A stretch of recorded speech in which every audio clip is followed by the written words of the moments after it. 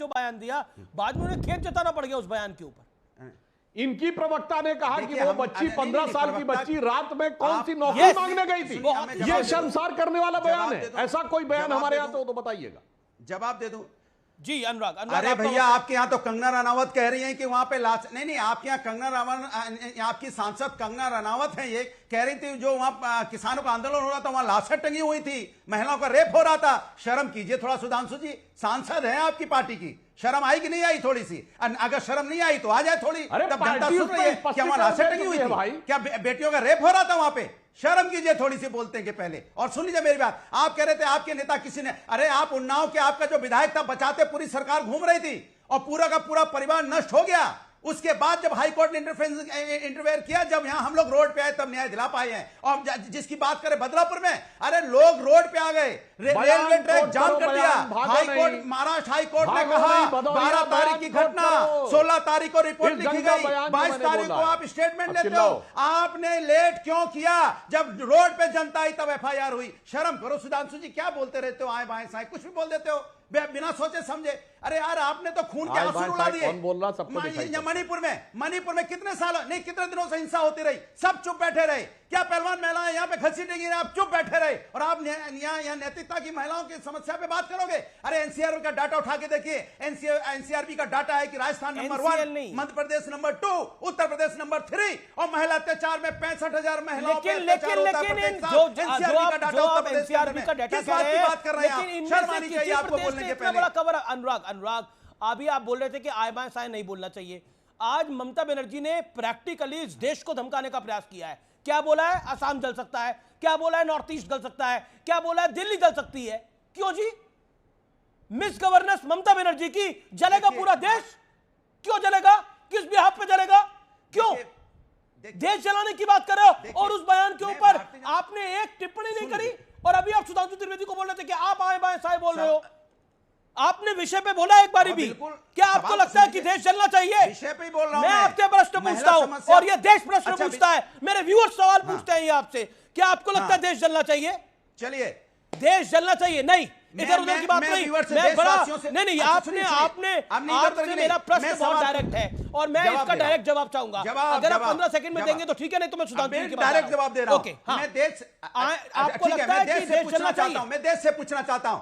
देश से नहीं, मैं आपसे पूछ रहा हूं। मैं देश से पूछना चाहता हूं। आप कौन होते थे देश से पूछने वाले? मैं देश से पूछ रहा हूं और देश मेरे साथ देश खड़ा चलना है। चाहिए। देश हमारे साथ खड़ा है। देश हमारे साथ, सुन तो लीजिए, अब आप चिल्लाते रहेंगे तो सवाल जवाब कहां से आएगा? मैंने कहा देश हमारे साथ खड़ा। मैं देशवासियों से पूछना चाहता हूं, क्या उत्तराखंड की बेटी हिंदुस्तान की बेटी नहीं है? क्या वहां पे भारतीय जनता पार्टी ने प्रेस की? क्या जिसे बिहार में मुजफ्फरपुर की बेटी के 14 साल बेटी के साथ अन्याय हुआ, क्या बीजेपी के प्रवक्ता प्रेस करने गए? क्या महाराष्ट्र बेटी के साथ अन्याय हुआ, प्रेस करने गए? क्या वहां प्रदर्शन किया? क्या उत्तर प्रदेश में बेटियों को लटका दिया गया? क्या वहां प्रेस हुई? कमाल की बात करेंगे। बेटी हिंदुस्तान की होती है, चाहे पश्चिम बंगाल की हो, चाहे किसी स्टेट की हो। हम हर बेटियों के लिए लड़ेंगे, हर बेटियों को न्याय दिलाने की आवाज उठाएंगे। हम हर बेटियों को न्याय दिलाने। ये सिर्फ अब बेटियों का विषय नहीं है, ये देश का विषय है। मतलब कहा जा रहा है कि असम जलेगा, कहा जा रहा है नॉर्थ ईस्ट जलेगा, कहा जा रहा है कि दिल्ली जलेगा अब इसके बाद। क्यों? ये सामान्य बयान नहीं है। सिटिंग सीएम है ममता बनर्जी और बेचारगी देखिए अनुराग भदौरिया साहब की। मैं मजबूरी उनकी समझ सकता हूं। वो कुछ भी बोल रहे हैं, आए बाएं साएं कुछ भी बोल रहे हैं, लेकिन इस विषय पर वो बोल भी नहीं पा रहे। That's his compulsion. Sudhanshu Trivedi. फिर मैं भदौरिया जी से कहना चाहता हूं, जो कुछ भी आप अंट शंट बोल रहे हैं, आप एक उदाहरण बताइए ना कि हमारे यहां सरकार में क्राइम सीन को डिस्टर्ब कर दिया गया हो, सबूत नष्ट किए गए हो, बताइए। जहां पर भीड़ ने जाकर क्राइम सीन में तोड़फोड़ कर दी हो, वो भी सरकार के तत्वावधान में। और बताइए जहां पर मंत्री ने कहा उंगली तोड़ दी जाएगी, बताइए जहां पर कि मुख्यमंत्री ने कहा आग लगा दी जाएगी। और मैं और उदाहरण देता हूं भदौरिया जी, और जरा गौर से सुन लीजिए। आप लोग तो वो काम करते हैं कि कर्नाटक में कांग्रेस की सरकार है, कांग्रेस के एक नेता जो स्थानीय सभासद हैं, उनकी बेटी नेहा हीरामत, उसको चाकुओं से गोद दिया जाता है, वीडियो अवेलेबल है। उसके बाद कर्नाटक का गृह मंत्री क्या कहता है? ये तो इनका आपस का मामला था, उसमें उसको गुस्सा आ गया इसलिए चाकू चला दिया। अरे अपने नेता की बेटी की साथ हुई उस नृशंस हिंसा पर चू नहीं बोल पाते क्योंकि चाकू मारने वाला मजबूत वोट बैंक वाला था। अभी केरल में क्या कहा गया है? जब केरल में यह विषय आया है कि वहां की इंडस्ट्री में किस प्रकार से लड़कियों के साथ यह शोषण हो रहा है, तो उसके ऊपर किस ढंग के असंवेदनशील बयान आ रहे हैं बताइए। क्या आप इस ढंग के बयान कभी कोई आपने देखा है कि हमारे यहां किसी ने दिए हो? लड़कों से गलती हो जाने से लेके और मर्दानगी का प्रतीक बताने से लेके, अशोक गहलोत ने कहा था आधे से ज्यादा रेप फर्जी होते हैं, 57% का आंकड़ा बताया था। ममता जी कह रही आग लगा देंगे। और उससे ज्यादा केरल में कांग्रेस के मुख्यमंत्री थे ओमन चांडी, उन्होंने फ्लोर ऑफ द हाउस पे बोला है लव जिहाद को लेकर, जो वहां की लड़कियों पे अत्याचार होता था, और उसके बाद आप उसका मजाक उड़ाते थे। लेफ्ट पार्टी के मुख्यमंत्री थे पिनारी विजयन, सॉरी वीएस अच्युतानंदन, उन्होंने फ्लोर ऑफ द हाउस पे बोला। तो मेरे भाई केरल से लेके कर्नाटक तक, कर्नाटक से लेके राजस्थान तक, मैं बयानों पर जवाब मांग रहा हूं।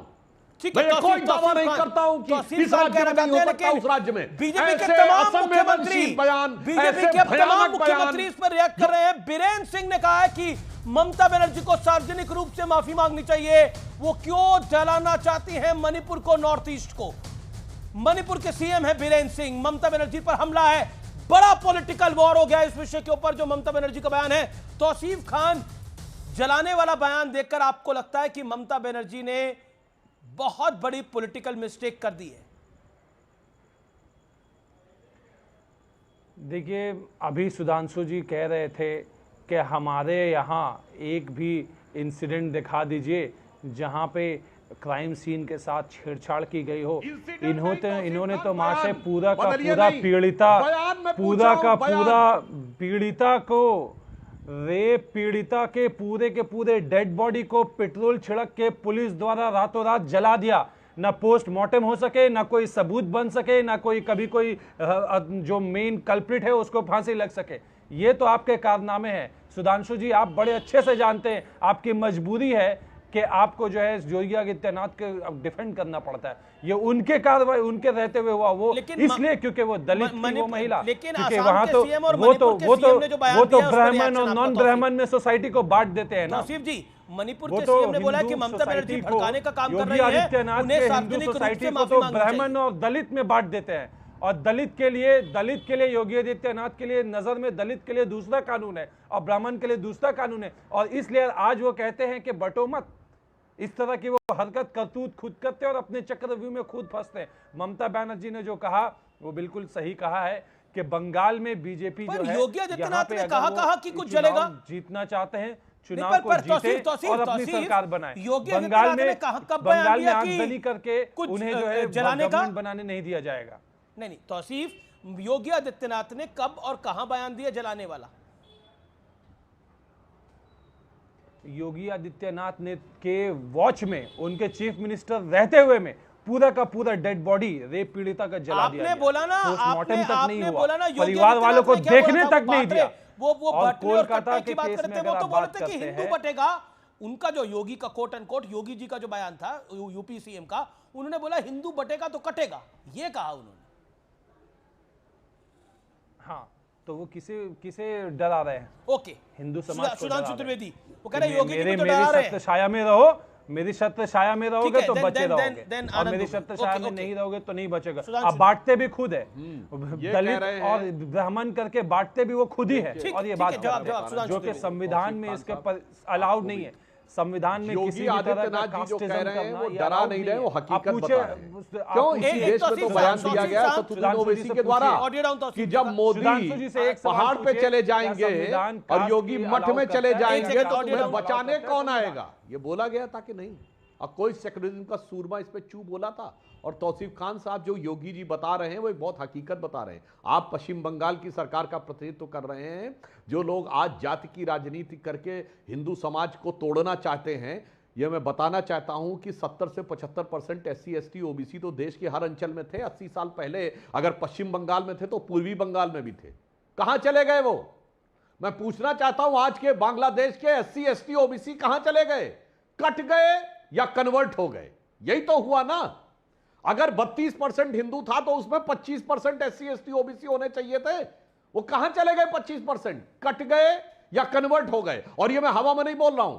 पाकिस्तान के पहले लॉ मिनिस्टर जोगिंदर नाथ मंडल, जो कि एक दलित थे, एक-एक करके तो हमारे यहां एक-एक बाबा करके साहब मैं आपको अंबेडकर मौका पहले दूंगा। कानून मिनिस्टर थे, वहां पे वो थे, और वो इसी झांसे में आ गए थे कि जातियों का एक समीकरण बना के मुस्लिमों के साथ हम अलायंस करेंगे। और जब वहां चले गए थे और उसके बाद उनके साथ जो हश्र हुआ और वो जिस बेबसी की हालत में छोड़ के आए, उन्होंने दलितों के साथ क्या किया गया, उन्होंने बताया, गांव के गांव घेर लिए गए और दो ही ऑप्शन दिया गया, कट जाओ या कन्वर्ट हो जाओ।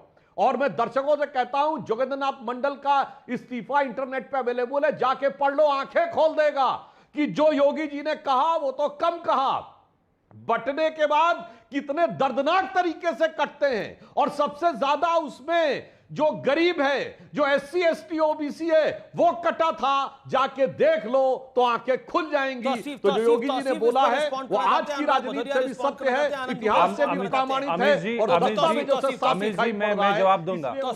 अमित जी मुझे जवाब, इसी विषय पर जवाब। आग लगाने की बात जोगिंदर नाथ मंडल का कहना चाहूंगा, दर्शकों सुनिए, बहुत ही अफगानिस्तान में गड़बड़ हो चुकी है, देश देख चुका है। नहीं सुधांशु जी तौसीफ अपनी बात को रख ले, आप ये अलाउ कर रहे। सुधांशु जी जो झूठ पे झूठ बोले जा रहे हैं, आप उन्हें अलाउ किए जा रहे हैं।